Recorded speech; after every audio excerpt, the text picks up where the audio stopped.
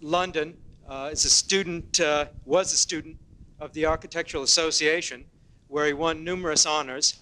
He has a firm with his partner, John Lyle, who most of you perhaps heard his lecture. And we have the good fortune to have a lecture that has a second part to it, beginning this evening. If you recall John's lecture, it took you through the work of the firm up until their latest project, which they just received or won a commission on for a project in the city of Hamburg, which I believe is what we'll be talking about, perhaps reminiscing about being here 3 times. I'm not certain. He has lectured in numerous places, is a unit master at the Architectural Association, just returned from Australia, where he was a critic. His projects in his firm range from a competition for Westminster Pier in London, some projects in Belfast, which you probably saw last time, things in New Mexico, on the Thames River, and many, many projects still inside of his mind, which is an area that is quite interesting. We also, for anyone that lectures 3 times, we tend to give them a little memento of our gratitude for being in, coming all the way to Muncie. And so I hope that will unwrap this after he gets mic'd up, and not before, and share this wonderful present with the audience. I think it has a lot to do with his flight over, which seemed to be destined to go to Memphis. I'm glad that he got off in Indianapolis rather than continued to Memphis. So I hope this makes up for the fact that I believe he really wanted to go on to Memphis. So perhaps he'll open the magenta box. With that, let me turn it over to Will Alsop.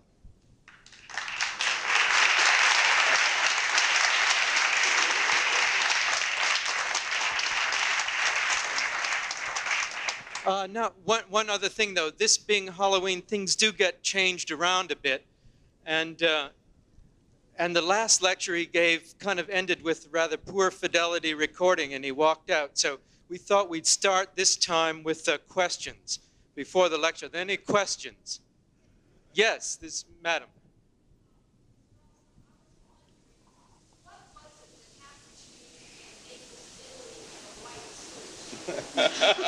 The question is, what happened in Naples, Italy, in a white suit?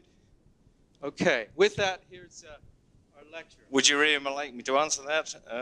If you really want to know in crude terms, it was a very quiet fart with a very long follow-through.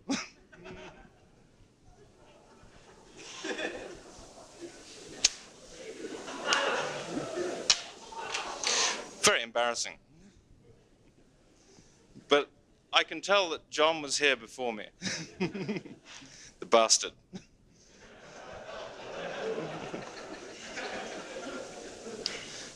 Well, we say good evening, guten Tag, and good day.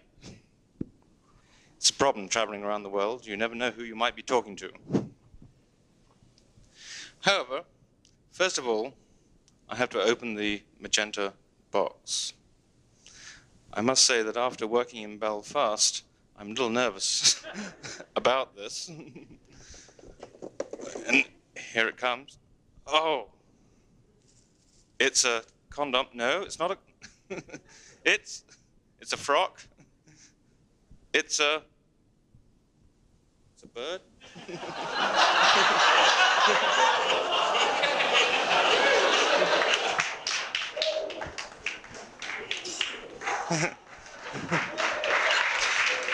Elvis Costello. Thank you very much. I was amazed they were selling portraits of you on a mask. Yeah, in his fat era. Takes a lot of drinking to get that way. Anyway, this is supposed to be an extremely serious talk. And I'd like you to stop smiling now.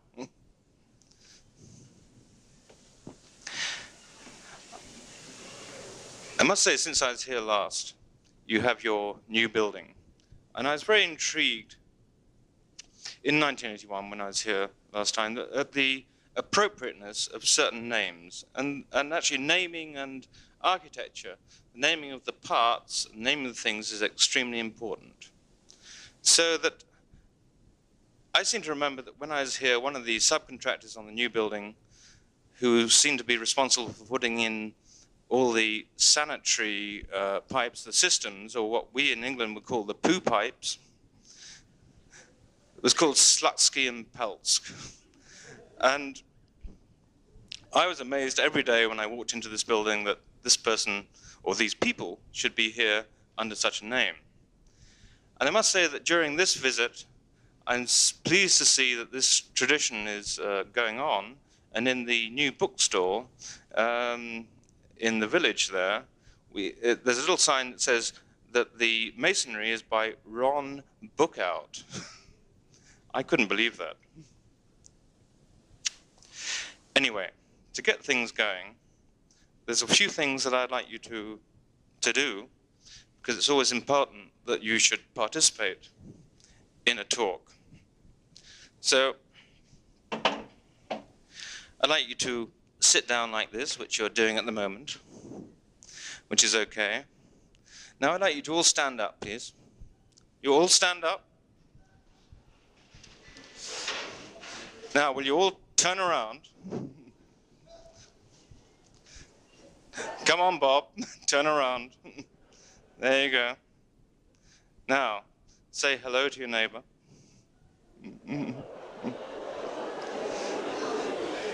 Give them a bit of a cuddle. Come on.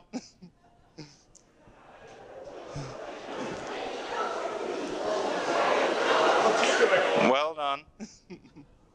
It's very nice to see this. No, stay facing the back. Now I want you to do exactly what I do, okay? Not, stop undoing your flies. Okay.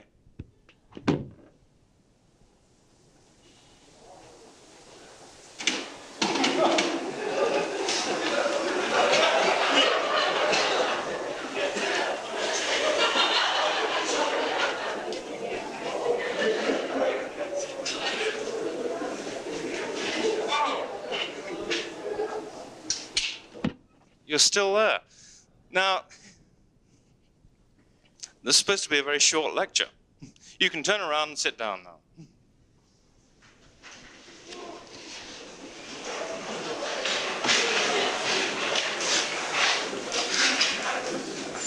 See, what I really enjoy is the power.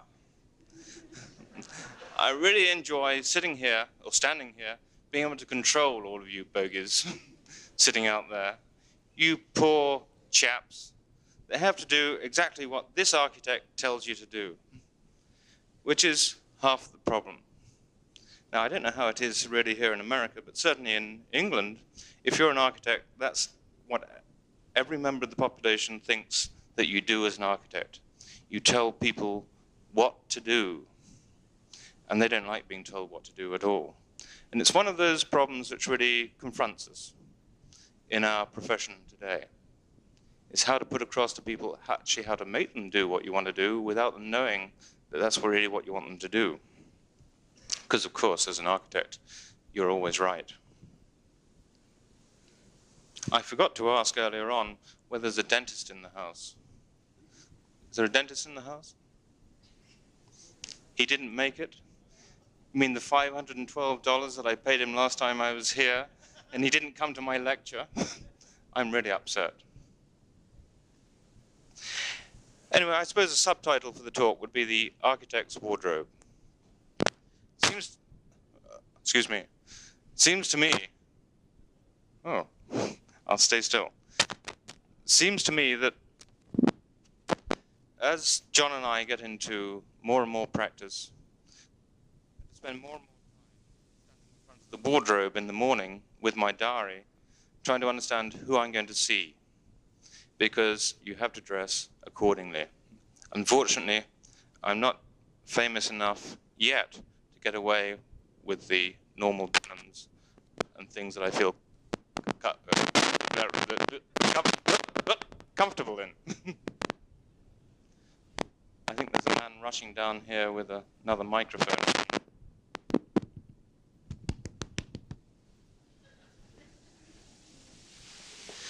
If I had a screwdriver, I could repair this. Anyway, it's interesting to see that actually the subject of the wardrobe has been very popular with architects over a long period of time. And you only have to look around the room at the moment, and you see that there are certain architects that, unlike me, accordingly, in other words, I'm a real creep, tend to stick to their guns, and the way they dress is the way you expect their architecture to be. And to take a few examples, we can have Marvin, who really wants to design very tall buildings, and yet dresses in a particular way to make himself look shorter than he really is, and that his beard there makes him actually take on the appearance of a bear rather than a human architect. I think so. Then there's Art. Remember Art, sitting here in the front row. And it seems to me that somewhere in the 1960s, his mother taught him to dress in a particular way. He said, "There, son, you go out and be yourself." And he has always been that ever since. He's the one that gave me this revolting tie.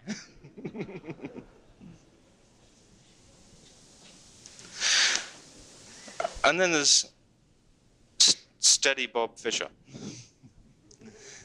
There he is. I think he's actually wearing the same clothes tonight that he wore in 1977 when I first came here. Now, oh, beg your pardon. Same coat, but new version. And here's the chap that the client can really feel confident in. Chap that never changes, have given the building on time, at cost, and that's just wonderful. I think he could change his tie, actually. It looks sort of cross between an English paisley, which should be, of course, a Scottish paisley, and, oh, hold on. Oh, it's English. Beg your pardon. No, it's quite a good tie you're wearing there.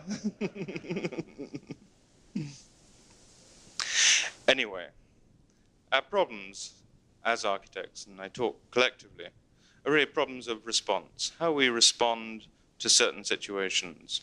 And hopefully we respond not only by what we choose to wear, but really by putting new clothes in the wardrobe. And I do believe that today is fairly unique, in that we can choose this wardrobe with all confidence, knowing that the individual will really be celebrated. At least that's what I would like. That you, as a, I don't know how many people there are here today, but say there are 200, that the 200 individuals that can produce 200 different buildings. And you're not really constrained by the idea of style or particular movement anymore, and you can do what it is which you respond to personally. In other words, as I say, putting new clothes in the wardrobe. And something that this century the constructivists did with incredible, well, I was going to say ease, not really ease. It was very difficult. But during the period immediately post-revolution in Russia, there were great opportunities that arose, great things that would allow them to investigate through a programmatic sense. This idea of the program is very important, which we will return to later on, to invent new building types, which of course in turn demanded new stylistic deviations within the architecture. Unfortunately, as we all know, Stalin put an end to that, which we should take some comfort from. The fact that the architecture, and of course the art at the time, was actually uncomfortable for this new radical regime that had taken over the country. And that's disappointing in some ways.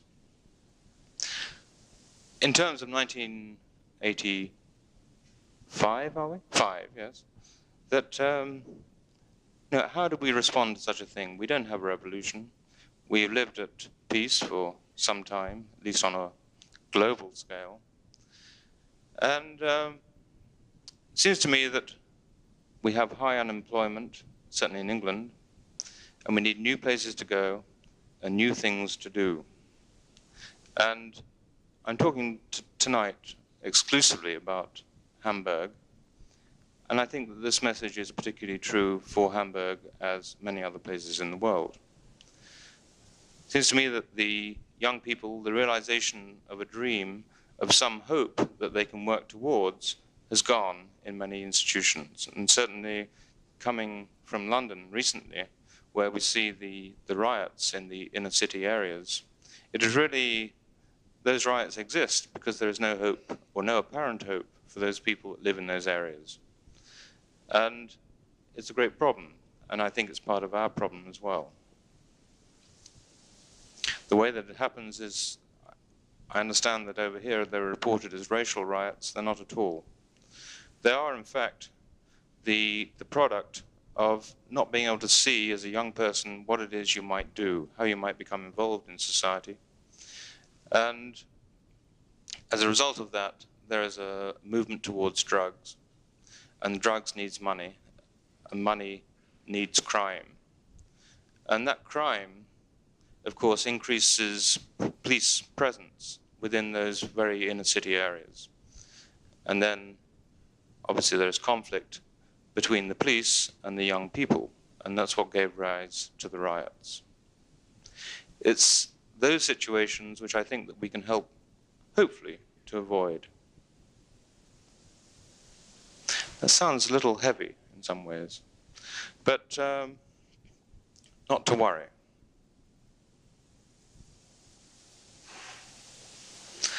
I'd like to have the first slide, please.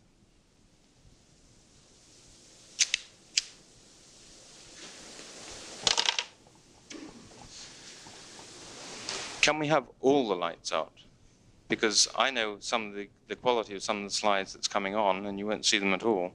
Thank you. This is Hamburg. There are in fact two things that I'm going to talk to you about on Hamburg. One is, I don't suppose there's anything to point with, is there? But it might emerge soon. Hamburg, I think, is a very special city. This particular diagram here is superimposes the medieval limitations of the city on the modern city layout. So the zigzag around the perimeter here shows roughly, well, it shows very precisely, of course, where the city walls used to exist. Today, much of the length of that city wall is in fact a park. But in my experience, Hamburg is quite unique. It has a lake right in the middle of it. In fact, it has two lakes in the middle of it, which were man-made. One is called the Binnenalster, or the Inner Alster, and that is the river, and it's near the top there. And then just going off the top of the slide is the Außenalster, which is the Outer Ulster, which is a very much larger lake. Now, down at this end, around the Binnenalster, is really the commercial heart of the city. This is where the shopping takes place, the major office environment. And then you see these canals, or fleets as the Germans call them, which connect the central city down to the River Elbe. The River Elbe being one of the major, or has been in the past, and it's still fairly major, transport routes for Germany in terms of shipping. That although it's 60 or 80 miles inland, the scale of the river allows the boats to come up to Hamburg. Of course, in the past, Hamburg was very celebrated because it would then, from here, be able to transfer loads onto barges, which would go way into Eastern Europe. And of course, the Iron Curtain now only exists 40 or 50 miles further to the east from Hamburg, and therefore part of its economic stability has been cut off. There are a few other things to say, which I wish I had a pointer, and that is that Hamburg is a quite strange city in other respects in terms of the way that people use the area. One is that although the area around the inner lake that you can see on this map is the major commercial and shopping area, it's not the major playtime area. And the major playtime area is the Reeperbahn, which comes off to the eastern side of this map in the line. And that's where you find people still at 2, 3 o'clock in the morning, presumably having a good time. It's not the dirty, filthy place that you will associate with it. It is that as well, which I'm pleased to report. So that the downtown area proper is not really a recreational zone in the way that we might understand it, compared with many other cities in the Western Hemisphere.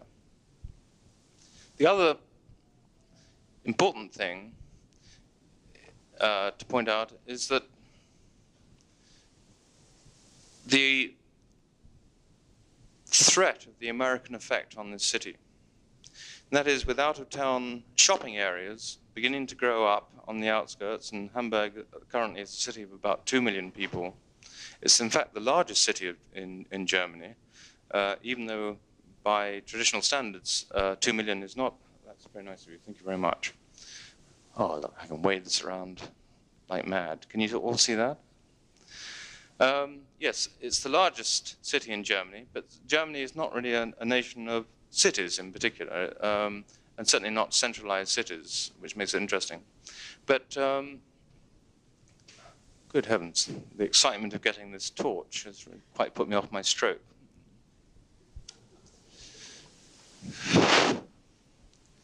But it also, as a city, yes, the American influence, that's what I was talking about. Oh, you're getting an even better one coming. That would really put me off my stroke. And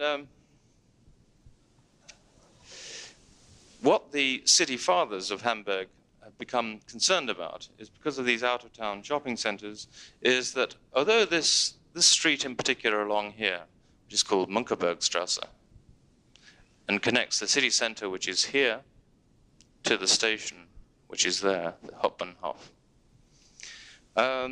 Although that is a thriving commercial street, akin to Oxford Street in London, they can begin to see the signs that really it's perhaps just beginning to die. And therefore, the major project that I'm talking about tonight is concerned with this particular area, this particular street, that street there, Glockengießerwall, which has 2 important pools on it. One is the station, where many people arrive for work in the morning, and the other is the art museum, which is here. Oh, wow. Thank you. How do I? Oh. That's great. This is the art museum. This has been an Ulster. This is the River Elbe. This is the city wall. Can't stop using. Look, there's Art Scheler.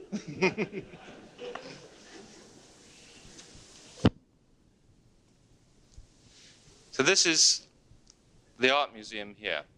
Now, these 2 major pools are completely separated from the downtown area, which is here, by this major inner ring road called Glockengießerwall. I say it twice because you might remember it. And there are just signs on this side of the station, this area called St. George, of it becoming a more up-and-coming, this real up-and-coming area. The interesting thing as well, relating to the station, which is a major element within all this, is that it was originally constructed with this side as the front entrance.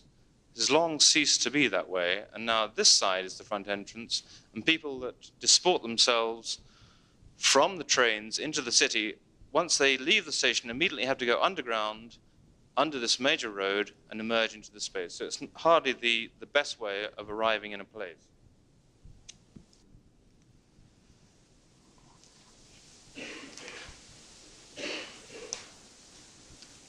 So similarly, Kunsthalle, the art gallery, is similarly isolated, has an extremely good collection of art, but very, very difficult to get to, particularly on foot.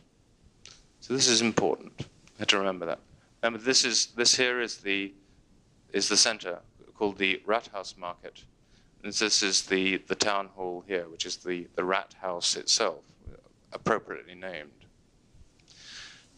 Now, our site that we are invited to originally look at in this invited competition was bounded by this street here on the edge of the lake, and this street is called the Ballendam. It was bounded by Steinstrasse along here and Glockengießerwald. So we were looking at that whole triangle, which is known as the Eastern Inner City. I should say something very quickly about the Western Inner City here, which has had quite a number of new developments over the last 10 years. And the city fathers have begun to notice that people are spending more and more time in this area. I should also say that the shops in this area are more akin to Bond Street in London, therefore a higher quality shop, as opposed to this area, which has most of the large department stores. And this has given them confidence that if this can work, or the money spent in this area can work and keep people and make a very commercially viable atmosphere here, as well as a very pleasant one, then perhaps the same could be done for this area here. Now, I just want you to remember that area there, because I'm not going to talk about it yet. The first thing I'm going to talk about is a project which is down here on the Elbe, in what's known as the fish market. And a few weeks ago, I was there to do a week's workshop with 50 other architects from around the world. I'd just like to show you very quickly what I did for that. I should explain that the Reeperbahn is this street here. Originally became famous because of all the sailors coming into the docks, which are basically in this area here, then getting up to hanky-panky along this zone.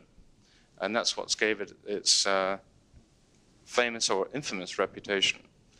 And the fish docks were here. And just over here, I hope you can see this, is actually quite an expensive area for housing.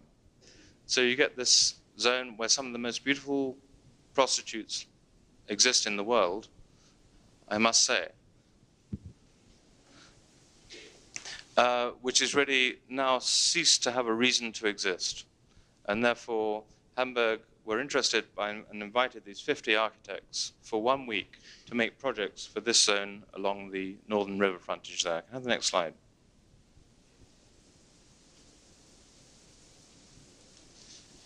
So, the city area, center of the city is up here, and here is the Elbe.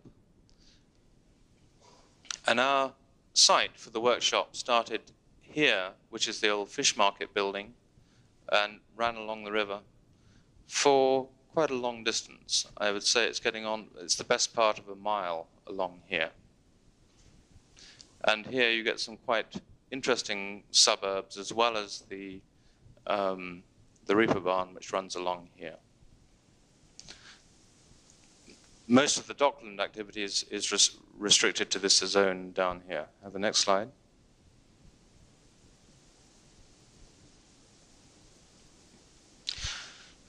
I decided in the process of a week that there's a limited amount you can do. You can really only produce a master plan and then try and illustrate what you mean by that master plan. So here we have the fish market just there, bare house scale, which is fine. And my proposal was that we should extend that scale into this zone here. Then we have a gateway. And then here, where you get this cliff that comes down, that all buildings in this area should actually be eradicated. There aren't very many anyway. And that we should try and, I should explain that this bank floods. And that we should then try and produce a zone here where you can, one of the few places in the city where you can see how the landforms relate to the city. Maybe I should also explain that this area, which is from here to here, is an existing pier I'm proposing to enhance, so that This area becomes a media area for cable TV. Many of the ideas here came from Belfast, which John already showed you. And this area should take on the sort of workshops and educational activity, which becomes a TV station in itself, but actually threaded onto a river above the river. And this river becomes a swimming river along here, 750 meters long, and actually disconnected from the old fish harbor itself along there. And then we come into a zone of housing here, which is represented by these dots. Can I have the next slide? Here it goes. So you see the fish tail here, which of course has to be a restaurant of some ill repute. And then the housing towers, which are all these houses are on stilts, so that they disassociate themselves from the landform, so they can exist as happily on the land as they can in the water. And then this is an existing building here called the Cool House, which really marks the transition zone from this area of some indecisiveness into the area of smart housing here. This area of smart housing is actually quite interesting because you can't actually drive to it. That everyone has to have these tricycles with big trunks in the tricycle, and they do put all their shopping in there, transfer it from their car into the tricycle, and then ride the bike to the house. The next slide. And here you see the cliff form where we proposed putting more trees back as would have originally existed, and then the stilt housing, and all the housing has different hats. And the next slide.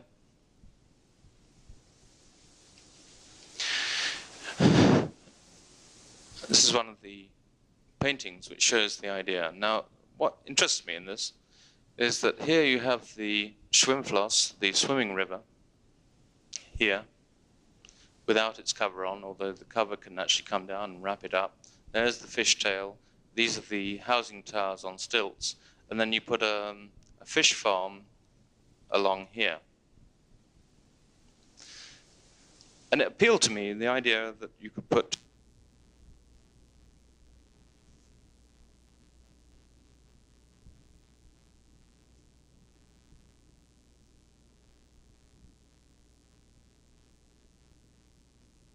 studies for the one of the stilt houses. So you got the house and then the moonstick. It seemed to me that as one was making it appropriate, that you disassociate buildings from the landform, that then you can celebrate the river form with these things like moonsticks. And the idea is that as the tide, and it's still tidal in Hamburg, even though it's so far inland, goes up and down, which is related to the moon, then you can have the moon on the end of the stick and the float here, so that the moon goes up and down in association with the tide. Simple device, but very beautiful, I think. Next. Little study for the stilt houses. Next.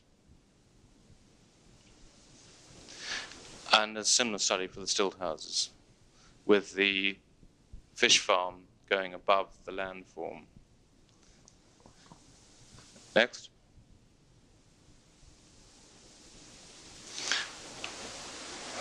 Oh, next.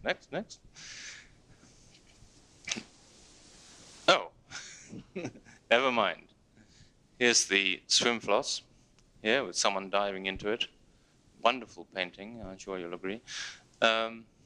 With these red buildings either side, which represent the educational facilities. Next.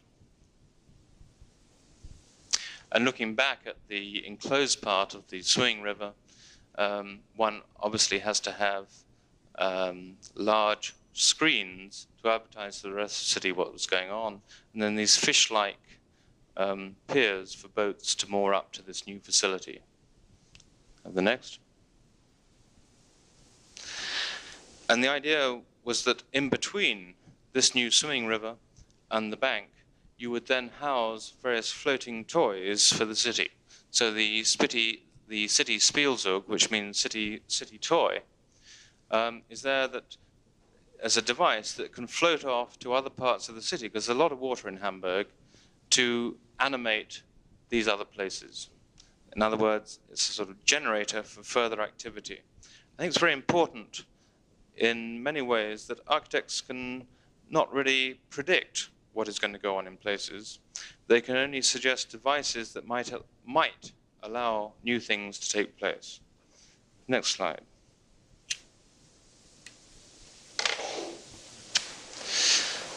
That's enough of the fish market. We now go on to the main project.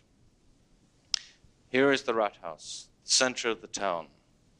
Here is the inner lake. Here is the art museum and the station. And this is Munkebergstrasse, which is the main shopping street, with two important churches along its route. Basically, in this sketch, what we are saying is that these two things here, the museum and the station, are main draws. They are magnets that either bring people in or take people out of this center. And therefore, we saw our task as how it was to be that we would drag people from this very successful area of the city center through this zone here. Now, there's no problem with Munkebergstrasse itself, because the department stores ensure that people will go. But along these other streets, they're very quiet, very little activity, and really rather a sad reflection on what might be in this very interesting area, because the buildings themselves are quite nice. And the next slide. So our trick in this master plan here, and we're working up at this stage to an intermediate presentation, which meant that we could sort of flood the area with ideas, really concentrated on this street here, which is called Hermannstrasse, which turns into Ferdinandstrasse and runs up to the existing Museum of Modern Art, suggesting an extension to the Museum of Modern Art here, which is important. Well, I should rephrase that. This is the Museum of Art. This would become the Museum of Modern Art. There's rather a crummy building on this corner at the moment. So this becomes a major route, and we'd emphasize that by placing new buildings in the street along there. We also advocated that we could actually take the city ring road between here and here, because there's already a tunnel that exists, and we could reroute the surface traffic around the other side of the station here. This thing gets incredibly hot. So that you can reintroduce this side of the station as the main entrance, and then bring the surface traffic back here. Through traffic and use the tunnel, which comes out down here, and you go into the tunnel just there. There are also two very large multi-story car parks in this zone here, which actually effectively prevent people from this zone, which is busy, passing through that barrier to get down to the lake, which is obviously one of the potential draws of the area. I'm going to take you on a tour around this site, because this is really how the intermediate stage was presented, with this one master plan, which is then illustrated with a number of pictures to present to the client body in Hamburg. And we're going to start here in the rat house with a new thing, just at this zone, to drag people from here. Along here, we'll walk. I hope you've got your boots with you. Along to the Museum of Art, then along this terrible inner ring road, back down Munkebergstrasse, up Spitalerstrasse, which is here, and then we'll end up in the central zone here. Next slide. This gives you some idea of what this lake is like. Looks like Toronto, doesn't it? Next slide. This is one edge of the lake which they actually have developed in a very poor manner, I think. Hardly lives up to the scale or the possibility of the lake. Along this particular edge, where many of the ferry boats, and that's virtually the only use that's left there, except in the winter when it does freeze over in the outer lake, they do have a big festival for 60,000 people, have a barbecue on the ice, believe it or not. I'm sure I wouldn't join them. But the city planners at the moment find it very difficult to know what to do with the lake, but we'll come on to that later. Next. Oh, this is some local kraut. Some of you might recognize, called Pongo Lyle. Pongo is called Pongo for very precise reasons, which I won't be as mean to him as he was obviously to me on the white suit episode in Naples. Next slide. Now, here we are standing in Mönckebergstrasse, looking back at the Rathaus, the town hall. It's a very extremely ornate building and has a square in front of it, which is not bad as far as squares go, except at this end that we're looking, the square is not contained at all. It's contained by a canal and buildings on the other two sides, but on this side it just drifts off. The next slide. So consequently, this is standing just in front of the Rathaus, looking down towards Hermannstrasse and Ferdinandstrasse, which come off here, and that's where we're going to walk. And this is Mönckebergstrasse going up here. So there's a dual choice at this particular point. The next slide.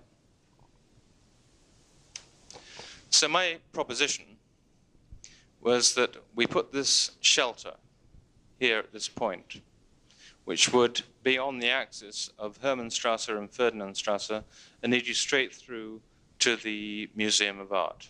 This is Mönckebergstrasse going back up here, with very, very thin columns, but lots of them. Have the next. And going down the street, the first barrier that you encounter is Bergstrasse, here. And for this reason, we propose a bridge over the street for the pedestrians. Next. Which would take this sort of form, which has split-level small stores in the middle of the street, Hermannstrasse and Ferdinandstrasse proper. You see, I actually rather like the street. It's a very tough street. The buildings are of relatively uniform height. They come straight down to the ground, and then you get the ground level itself. There's none of this sort of inedible greenery, gratuitous greenery that you often find in city centres.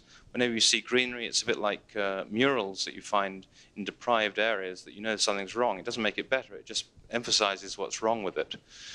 And here, in this street, it's not that wrong. All these office spaces above are all occupied, there's no problem there.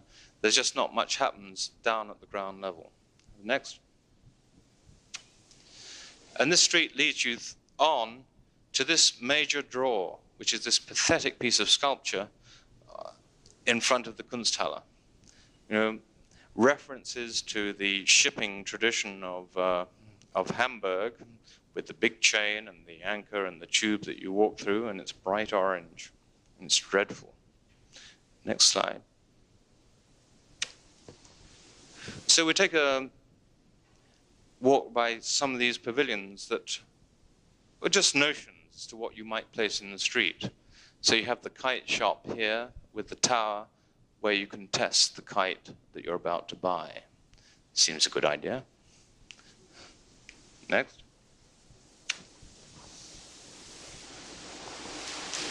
And this one, which is a rehearsal room, the idea is generally that you would start off the street at the Rathaus market end with what you might call sort of commercial things that would then go into craft, which would then go into a higher art form as you approach the Kunsthalle. And this is a rehearsal room here, suspended over the street, so of course the fire engines and ambulances could get through. And deliberately an overemphasized means of accessing this particular rehearsal space, so it becomes a performance in itself. But of course, the rehearsal room itself provides a shelter for the people that might perform in the street once they've got it right up there. Next. Then this is a music room, which then this side was intended to fold down to become rake seating, again for street performance. seemed to me that generally in this area, it didn't need a fantastic amount of building, that for fairly modest sums of money, one could just produce the right object to go into it, which would stimulate more street activity. Curiously enough, the climate of Hamburg is not dissimilar to Muncie, Indiana, insofar that it roughly gets 5 to 6 months of very good weather where you can easily inhabit the street. Of course, the other 6 months are dreadful. Next. Another music room, again on stilts. Next. And these are some of the workshops. And generally there's a vocabulary developing whereby you put in the buildings and then you always put in a street umbrella to allow pedestrians to be able to peer into the hopefully interesting activities that are going on in these workshops. And again, the roofs here are intended to hinge open around this point so you can let all that good weather in the summer. Next.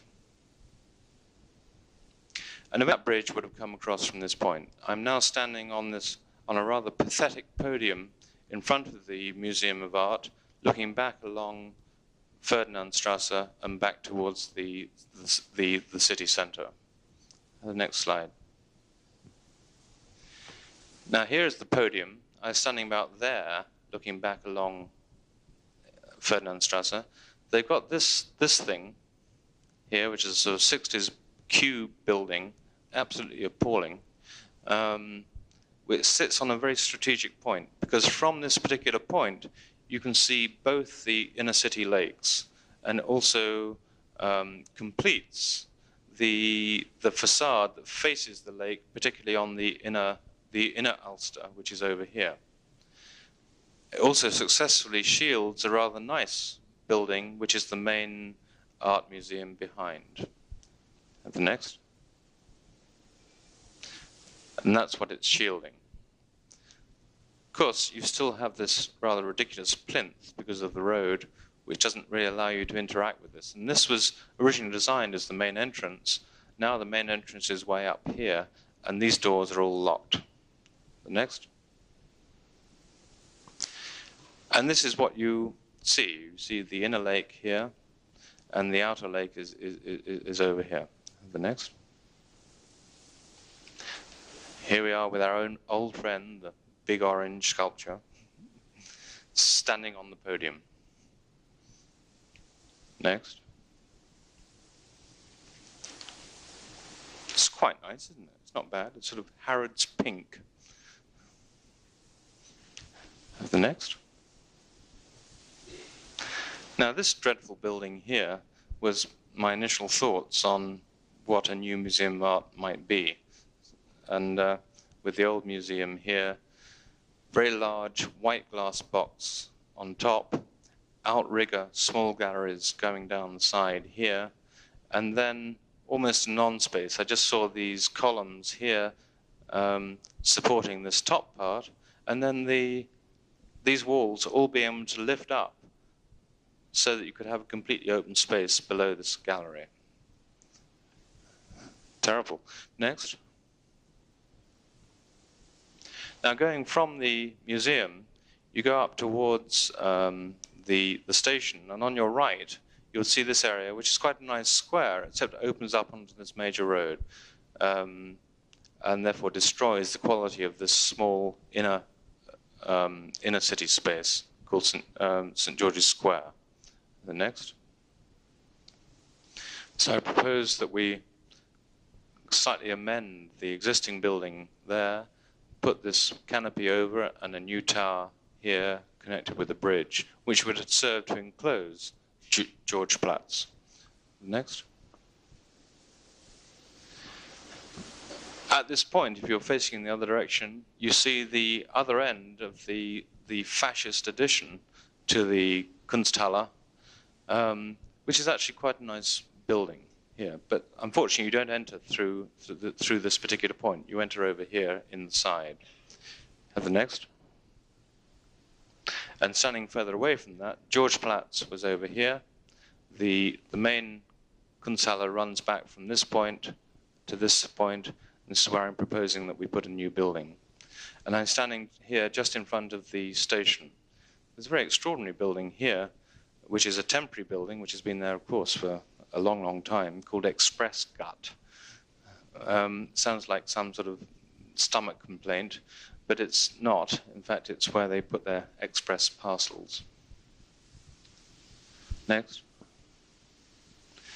And I thought this zone there, you could have the end of the, if we were going to pedestrianize this particular part of the ring road, you could have a very slow bridge over which would take you to the dome on the Kunsthalle, and with shops and some small apartments and maybe some offices here. I mean, I should emphasize that these are all very, as you can see, extremely sketchy, but they were there as a very quick method of getting down an idea. Next. Standing again, looking in the opposite direction from that particular point, you see here the station. Germans were very clever in the war, insofar that the station was obviously a major target to the Allied bombers, and in the lake, they actually floated wood over all of those inner lakes in Hamburg, and actually repainted the city plan from the air, so they actually moved the station. But we did actually manage to succeed in bombing the station. I suppose it's because we missed the station that we thought we were bombing, and accidentally hit it. It is rather a fine station, though. Here it is. Now, as we get up towards this end, this is the end of, this gap here is the end of Spitalerstrasse. Spitalerstrasse is already a pedestrian shopping street and is in direct competition, well, not competition, it enhances Mönckebergstrasse, which is further up here. And the next slide. So we'd already decided that we would enclose Spitalerstrasse here. And here's the station on the left. And for some ridiculous reason, we thought we'd put a garden center in this new square that is formed. Not a very good idea. Next. This is inside the station. You get some idea of the quality and scale of this particular building, which is, well, actually the slide doesn't really do it justice. It's a 150-meter span through which all these trains go, and they go off to all over Europe. You can get trains to Berlin, to Munich, to Venice and beyond from this particular spot. And I personally find that very exciting. It's a very energetic part of the city. Next slide. So we go a little bit further up the ring road, and then standing back from that, we look back here at the end elevation of the station, very large derelict area here, which belongs to the German equivalent of British Rail, and who refuse to do anything with it. And here we see the quality of what is, in effect, the main entrance to the eastern inner city. And it's terrible, obviously not inviting at all. You have a very bad building here for a department store called Horten. And there's another very poor building, in fact, on the right, called Karstadt. And this particular point here is the precise point that was one of the main city gates when the old city wall existed. And it's been reduced to this apparent poverty. The next slide. And here you see, well, the slide is back to front, but it's Horten, which should be over there, and Karstadt here, which should be over here. And there you can see some of the quality which is to come once you've actually entered the street. But are you going to make a commitment to enter the street? This is the point. The next slide. So our idea was that Mönckebergstrasse lacked an horizon, and therefore we proposed that at this point we would put gates, and these gates would be closed on Sundays and on holidays. In fact, there would be a series of gates all the way down Mönckebergstrasse, so you could divide it off into somewhat more domestic scale spaces for the people of Hamburg to enjoy. They didn't like this idea at all. Next slide. And then beyond that, We then proposed that we should put these little towers here with permanent Christmas trees, always very festive in Mönckebergstrasse, and take all the advertising off the front of the buildings and put them on these columns. Then, in fact, on the side facing the existing buildings, there would be extra shop windows for the stores, so that the stores would gain something out of this particular idea. They did like this idea, actually. That's all right. I particularly like this telephone seat going along the street. You should have sort of telephones for 20 people to sit there back to back who could ring each other up. I thought that would be absolutely wonderful. The next slide. Further down Mönckebergstrasse is the end of St. Peter's Church here, looking back towards a store here, which is the second Karstadt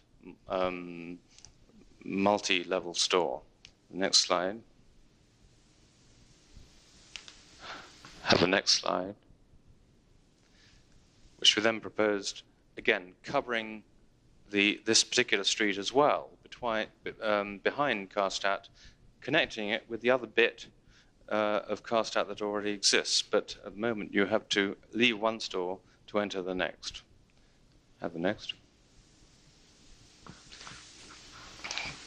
We go back to the Spitalerstrasse entrance, pieces of the mandatory city sculpture here, the fountain that never ever seems to be on. And you can just see here the sign for Brinkman's, which advertises itself as being the largest electrical department store in Europe. It is amazing. I mean, I never knew that I actually needed drills to do things that I never knew that I wanted to do before. But there you can buy them. And you can see there's quite a lot of people around, and it seems to work quite well. But this is quite a good day. You see, the sky and shirt sleeves, and that's fine. But it can be extremely cold there. Next slide. And therefore, we propose, again, this is the other end of Spitalerstrasse with our new cover. And here you can just see some of these other Christmas tree towers and another pair of gates here, going back to the station over there. The next slide. This is Spitalerstrasse as it is, rather pathetic bridges. It's also back to front. It looks better back to front. And a variety of buildings with signs. A very confusing street in which to be, which probably actually makes it quite good. The next slide. And this was our initial vision of what this street might be. These columns being 8 stories high. And it was interesting at the intermediate presentation how the Germans, who were ever pragmatic, said, this is very interesting, Mr. Alsop. How do these columns stand up? So it's at that point that I decided that we should get an engineer involved. The next slide. Going back into the center of the area, this is one of the multi-story car parks, not so many stories really, that acts as this barrier between the main commercial area and the lake. Next slide. And there is the other one. Very beautiful buildings, I think. Next slide. So having knocked them down, we can then produce something